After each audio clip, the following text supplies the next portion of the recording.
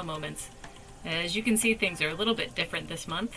No, I didn't turn into a cartoon, but I am out of the office, so I don't have all my usual equipment. But say hi to my Bitmoji, who's going to help us this week. As we talk today, we're going to continue our conversation about positivity. Have you ever been asked how you are and stopped to think, because you can either say fine or good, or you can complain, but none of those really seem to match exactly how you are right now. As I reviewed Chapter 3 in Positivity, I was reminded that I'm pretty good at complaining and finding the negative emotions, but not always identifying the positive beyond saying, I'm good. So I sat down to think about what are the 10 forms of positivity that Barbara Fredrickson talks about in Chapter 3, and how do they show up for me? Consider doing this exercise for yourself to tell a little bit of a more complete story about how you're doing. So let's review just what the 10 forms of positivity are first. So Barbara Fredrickson in Chapter 3 talks about 10 forms of positivity. They're joy, serenity, interest, pride, hope, amusement, inspiration, awe, gratitude, and love. Now we'll talk about each one of these as we go, as I talk about some examples of how they show up for me. But they can show up a little bit differently for each one of us. The emotion itself may be similar, and we'll be able to recognize it in others, but what triggers that might be different for you. So let's start talking about some examples and think about what your stories of these emotions are. So first, talking about joy. One of the biggest forms of joy for me is when someone lifts me when I'm not sure that I can move forward. And it doesn't always have to be that they do something that's essential for me, just that I know that they're here. I had an event that was devastating for me in my life, and I was up all night with tears and with heartache. And the next day, I just knew that I couldn't go through the day all alone, just sitting at home and ruminating. But I really was in no condition to go anywhere or socialize. So as I kind of racked my brain about what I could do, I thought of a friend that I knew would let me just not be okay. I didn't need to put on a face. I needed to know that somebody would just be there for me. So I drove to her house. I was still kind of in a fog. I was exhausted, but I didn't want to just be in my head at home. At the end of that day, and since then, I have found joy in having a friendship where I could rest and just not be okay for a moment. So for me, joy shows up a lot with people and my connection with people. How does it show up for you? Let's look next at gratitude. With gratitude, it's easy for me to say I'm grateful for my kids, but my emotions don't always reflect that unless I ask myself why.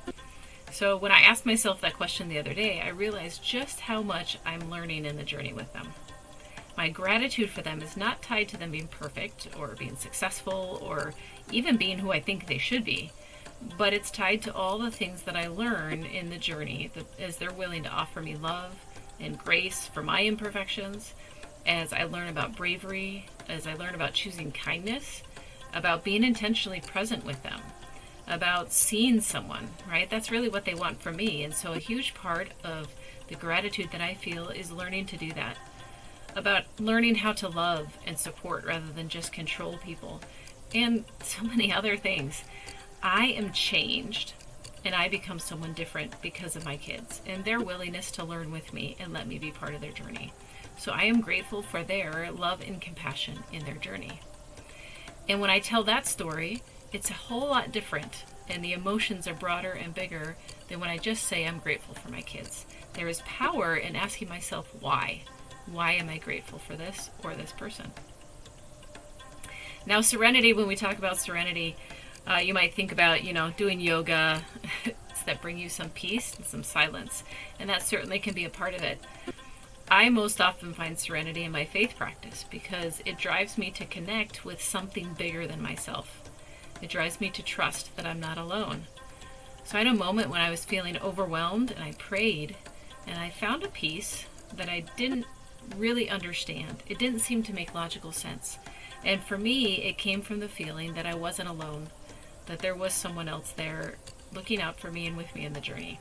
It reminded me that when I don't intentionally cultivate that connection to faith and to a God, for me, I find serenity more difficult.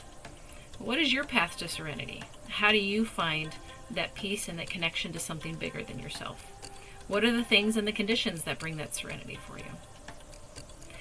Now next we talk about interest. Now interest isn't one that we often think about with positive emotions, but it is one of my most common positive emotions. I don't always recognize it that way. Maybe it's because sometimes it gets me into trouble with saying yes to everything, right? That's a problem. But I love to learn, and I'm constantly finding new ideas, new experiences, and stories that pique my interest, that I want to know about and understand. So one of the things that I did to try to manage this and to maintain that interest is I started keeping a mind map of all the thoughts of interest and ideas that might connect that I want to explore. And when I feel stuck, I look at that mind map, and it allows me to kind of review where my interest was and to refresh that interest and identify gratitude for what I've learned and interest in moving forward. What is the next step? For me, interest is one of the lifeblood of my positive emotions. Hope is something that I have put a lot of time and effort into studying because it really resonates with me. It's another foundational positive emotion for me, and it's a sense that there is a destination that I'm headed to, that I know how to get there, and that I can take the next step forward. Now, my studies have been fascinated to find that cultivating hope also comes through a cognitive process or a cognitive habit. Having meaningful goals, being able to identify the next step forward through envisioning the future and problem solving, and by cultivating the skills and capacity to take that next step. But in the end, my connection to my faith is also the ultimate source of hope for me because it provides me goals. Again, going back to goals that are beyond this life alone. It provides me a belief about the help and the support that is available for me because we often need support. We can't do it all alone. And it also helps me to know that the next step and learning to take that next step is something that I can seek help for. My cultivation of hope in the past depended more on whether I thought I would get to my goals, and I was often missing time spent on where I was at the moment, what the next step in my journey was. It was more of a all or nothing thinking, and it often failed to produce hope because I thought hope meant getting to the goal right now. So for me, I find now that hope centers on a process of taking stock of today, how today can be a step in the process, and how walking in my faith to do what is needed for today is going to get me there. Hope can be powerful because it's what helps me to wake up and feel like I can do something today. Now, pride is another emotion that a lot of us have been taught just to ignore and to try to get rid of. And it certainly is something that for me, myself personally, I do struggle with the negative side of pride. It's an emotion that still evokes a lot of debate and research. There's ongoing debate about productive and destructive elements of pride. Now, Barbara Fredrickson describes pride as the good feeling you get when you put the finishing touches on a project. And that's one that I've struggled with a lot myself. And some of the research that I've done into other ideas about pride have given me insight into the pride that I find myself trying to minimize in my life. So pride can be about achievement in comparison to others, and therefore distance or disconnect you from others. Or it can be awareness of progress and achievement of a path that was difficult and valuable. Now, the first type of pride tends to isolate us. It's never really satisfied because there's probably someone out there who is better than you. Or it makes us put on blinders to our weaknesses, or it makes us make judgment of others in order to maintain our internal social comparison. And I find that that type of pride for me is easily fostered in the way that we tell our stories, the way that we love celebrities, the way that we love superheroes. I don't need to be a superhero who is different and better than everyone else. But the second type of pride, the awareness of progress and achievement on my own path and my own journey, the awareness of learning and growth that is difficult and is valuable, that is a type of pride that allows me to still connect with and celebrate with others when they do the same, when they have the same type of progress and learning. This type of pride doesn't sacrifice others in order to exist, and it inspires me to keep trying. So when I change the type of pride that I'm focused on, when I change whether achievement is in comparison to others or is in relative to my own path and journey, pride becomes either productive or destructive for me. What do you find in your life? Think about how pride functions for you. Now, amusement also is one that we can sometimes get distracted with. Amusement we tend to talk about as doing fun things. But often when we talk about fun things, they really are just distractions. And distractions are fine. We need distractions many times to be able to let out and take a break and rest. But in my life, I find that humility, that not taking myself too seriously, and play are what enable true amusement. Because amusement for me, again, is in connection with other people. There's a sense of enjoying the present. That's part of amusement. That requires letting go of my plans, my goals, achievements that I'm trying to do, and other things that I have to be aware of for myself and others. Spending time with my kids, for example, allowing myself to play consistently with them, with other people, brings this out for me.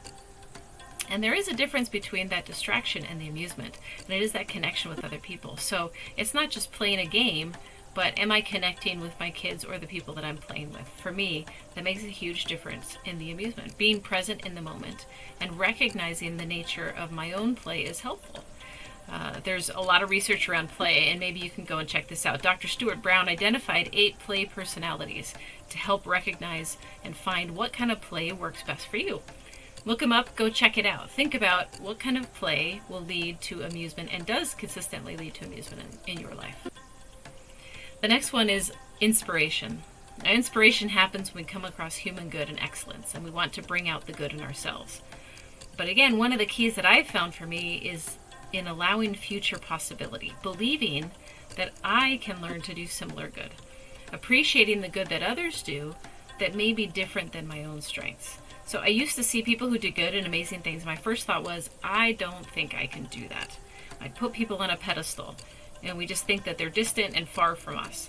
Now, putting people on a pedestal when we come across human good and excellence separates us, and it separates our future selves from that good. It's just not possible. So rather than turning to that comparison, I find it helpful to turn to curiosity and self-reflection. Why does that seem so amazing to me? What have they done to learn to do that? And what kind of good am I doing, or do I want to do? Maybe it's not exactly what they did, but there is something connected to that I know that I can do and contribute. Inspiration doesn't have to be about becoming just like someone, but it could be being inspired to find the good in ourselves and those around us.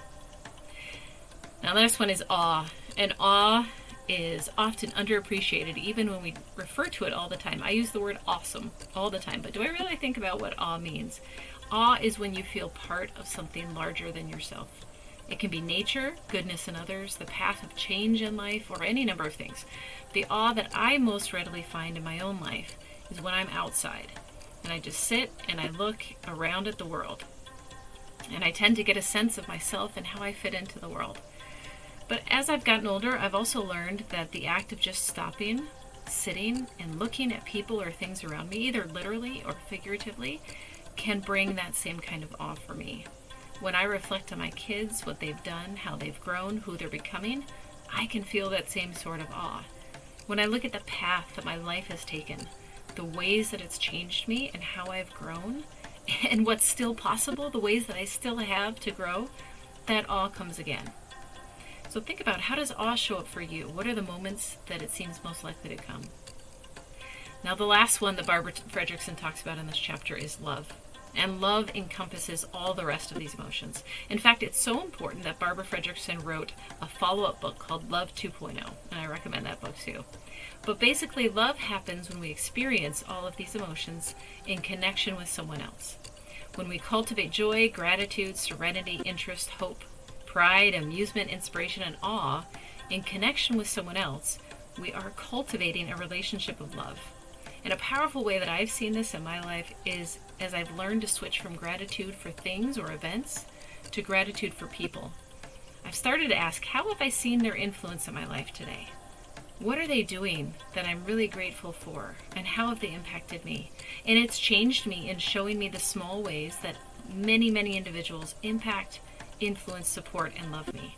It's changed the story about what love looks like for me as well. It shifts that story from love means people doing things and making things the way that I want them to be, and it shifts it to people giving of who they are and what they have because they see me. Now, these 10 forms of positivity, we tell lots of stories around them, and telling our own stories about these emotions actually allows us to deliver those and create and cultivate those emotions. It can act as a reflection about which emotions we feel most often and what conditions seem to trigger them. Appreciative inquiry is something that I've used a lot and see a lot with organizations and groups, but we can use it as individuals, and it can help us with this exercise and is similar to gratitude in that it looks for the positive rather than just our negative bias. It asks what went right and what did we do well. When we're aware of how we cultivated positive emotion in the past, we'll be equipped to intentionally do so in the future. So one of these examples is inspiration. When I need a moment of feeling connected to something bigger, I walk outside. I look around, I give myself a physical change of scenery, and I just be still to be able to connect to the things around me. It also produces awe, right? It produces several different emotions and helps me then to take a breath and be able to move forward. So try out this positive emotion awareness exercise. Ask yourself how these 10 forms of positivity show up for you. Ask what went right and what you did well when they occurred. And you'll find that the story of how are you is much bigger than you're usually aware of. Let me know how it goes. What did you find as you examine your stories and the ways that positivity shows up for you?